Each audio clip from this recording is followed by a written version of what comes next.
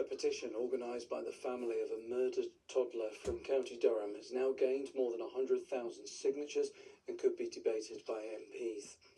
2-year-old Maya Chappell was killed by her mother's partner after weeks of abuse.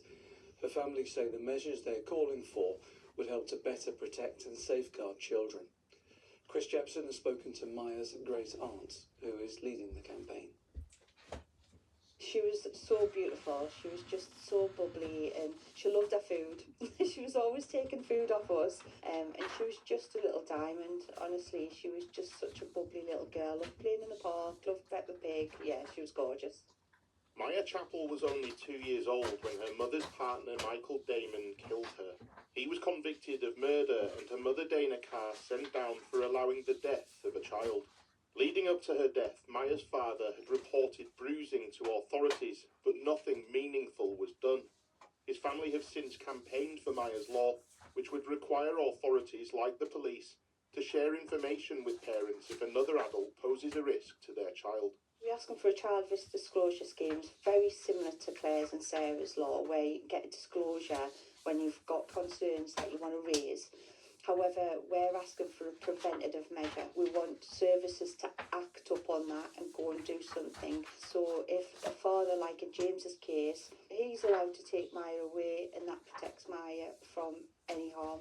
In October, MP Liz Twist raised the issue at Westminster. We need to support safeguarding agencies to fulfil their obligations and hold them to account when these obligations are not fulfilled. And we need to close gaps to protect vulnerable children from slipping through the cracks of a fragmented system. I do not believe that now would be the time to introduce a child risk disclosure scheme specifically, but many of the proposals are reflected in what we are taking forward as a government with the wider children's social care reforms.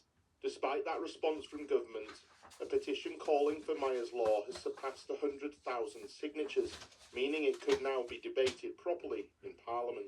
I'm hoping that that they do listen, because it's child safeguarding. So why would they not debate it? You've got specifically Sarah's law that covers sexual abuse, Claire's law that covers intimate partner relationship, and you've got Maya's law that'll cover children abuse and neglect. It gives people a clear line of direction of where to go. So anybody in the street that has got a concern, could be a neighbour, it could be a friend, it could be a family member, can look at that, they can Google it, can search it, they can research it if they wanted to, and say, that fits of what concern I've got. So it gives them a clear direction. If it's hidden in another reform, it's hidden. The e-petition will now be considered for debate in Parliament by the Petitions Committee. Chris Jepson, ITV News, County Durham. A family has paid tribute to a woman who died following an incident in North Shields, describing her as genuine and full of warmth.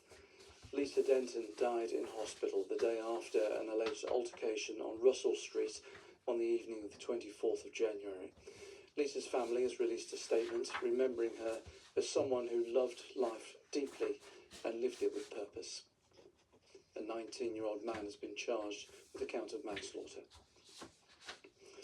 Thousands of pounds worth of equipment has been stolen from a fire station in North Yorkshire.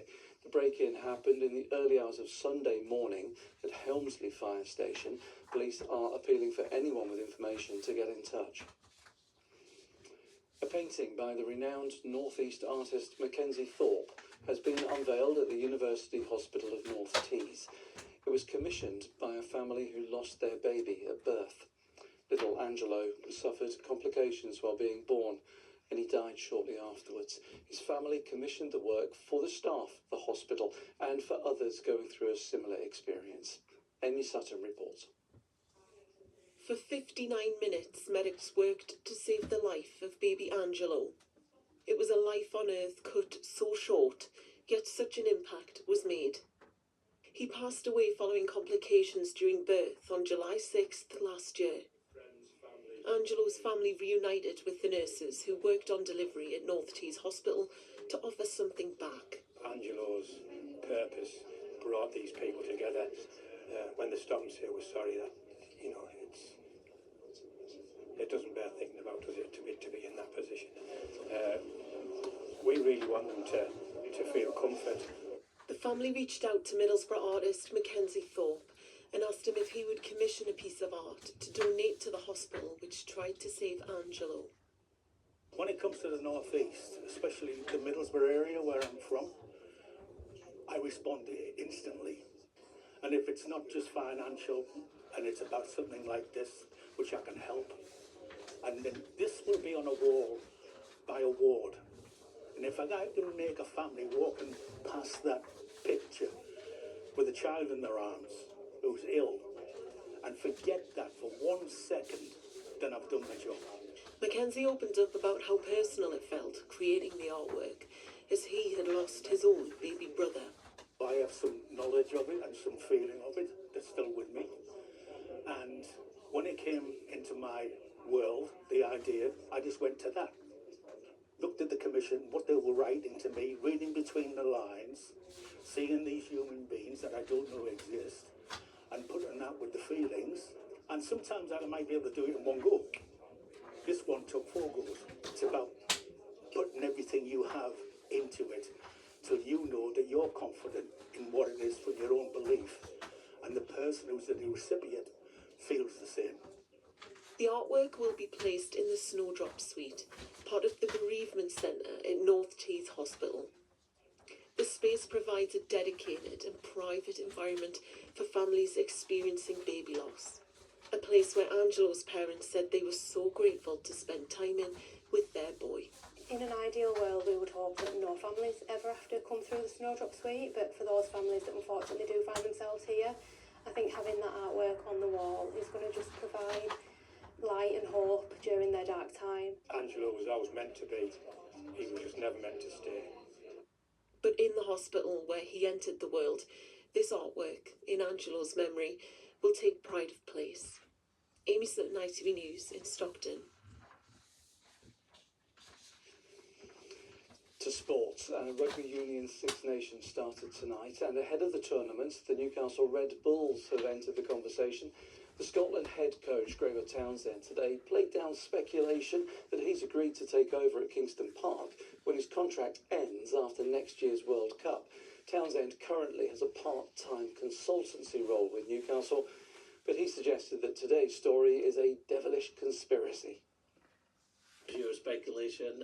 I've not signed a contract beyond the World Cup with anybody, so it's a story that I think is being put out there to try and disrupt ahead of this game or next week's game against England. So how frustrating, how angry are you about that? Not at all. It's just something that comes out, things like this. I think ahead of the England game in particular. And finally, over the years, we've had some fascinating Roman finds in our region. This weekend, another is going on display in Northumberland. This terracotta head was discovered in a ditch at Magna Roman Fort on Hadrian's Wall. It was found last summer, and it's similar to another example found at the same site in the 19th century. So this artifact actually tells us a really interesting story about the people here and the community here.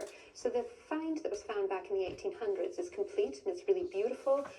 We think this one is actually maybe produced locally. It's not of such a fine condition, but they were taking what the other head and they were kind of trying to mimic or make a mock-up of it. So we think that that's kind of a local product, which is interesting because it shows that there were people that were working here on site in that sort of medium. We get terracotta heads that are put onto bowls and dishes, but this one's a freestanding one, which is a little bit unusual. It'll be on display at the Roman Army Museum on Hadrian's Wall near Haltwhistle from Saturday. Thanks for watching.